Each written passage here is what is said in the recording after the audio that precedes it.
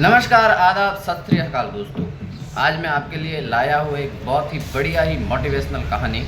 सुनिए और अच्छी लगे तो चैनल को सब्सक्राइब भी कर दीजिएगा ताकि ऐसी कहानियाँ आप तक पहुँचती रहे। तो देखिए, एक बार क्या होता है, एक गांव में एक आदमी के ऊँट खो जाता है। भरी दोपहरी में वो ऊँट को ढूंढने के लिए जंगल में निकलता है। वहाँ पर उसे एक आदमी सामने से दिखाई देता है। उस आदमी से वो पूछता है कि भाई, आपने कहीं ऊँट देखा क्या? तो आदमी बोलता है कि ऊँट? क्या आपका ऊँट एक टांग से लंगड़ा था? उसने बोला हाँ, एक टांग से लंगड़ा तो था। तो उसने पूछा कि तो क्या आपका ऊँट एक आँख से काना भी था? हाँ, बोले काना भी था। तो बोला भाई नहीं देखा। अब नहीं देखा था उसने। तो उस आदमी को शक हो गया कि हो सकता है इसी ने लिया हो, मेरा ऊँट चुराया हो। तो वो राजा के पास गया। राजा के पास जाके सारा वृतांत सुना दिया कि मेरा ऊँट खोया है, इस आदमी ने लिया है, इसको सारी निशानियाँ याद है बोले करके। तो राजा ने उस आदमी को बुलाया। अब राजा ने उस आदमी को बुलाया तो राजा ने उसको पूछा कि भाई, ये तुम्हारे ऊपर इल्ज़ाम लगा रहा है, इसका क्या औचित्य है? ये इल्ज़ाम झूठा है या कैसा है? खुद को साबित करो। अब उस आदमी ने कहा कि साबित कैसे करो भाई साहब?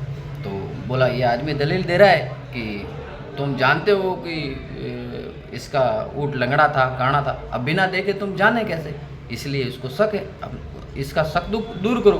तो उस आदमी ने कहा कि भाई साहब, मैंने केवल प्रेडिक्शन लगाया था, वो इस आधार पर लगाया था कि जिस रास्ते से मैं आ रहा था उस रास्ते में 3 तो ऊँट के पैरों के निशान थे, लेकिन एक पैर के निशान की जगह लकीर थी। तो मैंने सोचा हो सकता है उसका चौथा पैर लंगड़ाता हो तो लकीर खिंच गई हो, इसलिए मैंने प्रेडिक्शन लगाया था। तो बोले कि काना था, वो कैसे पता चला? काने का तो कोई प्रेडिक्शन होता नहीं। तो राजा को उस आदमी ने कहा कि उसका भी मैंने प्रेडिक्शन लगाया था कि वो इस तरह कि जिस रास्ते से मैं आ रहा था, एक तरफ की झाड़ियाँ खाई हुई थी ऊँट द्वारा, एक तरफ की झाड़ियाँ साफ थी और एक तरफ की झाड़ियाँ सही थी। तो मैंने प्रेडिक्शन लगाया कि हो सकता है इस तरफ की झाड़ियाँ उसको नहीं दिखी हो, वो काना था ना, तो इसीलिए मैंने ये प्रेडिक्शन लगाया था। तो राजा ने उस आदमी को अपने दरबार में अपने पर्सनल सलाहकार के रूप में रख दिया और दूसरे आदमी को उसके ऊँट के एवज में मूल्य देकर जाने दिया। वही आदमी विजयनगर साम्राज्य के शौर्यशाली प्रतापी राजा कृष्णदेव राय के दरबारी पंडित रामाकृष्ण थे। धन्यवाद।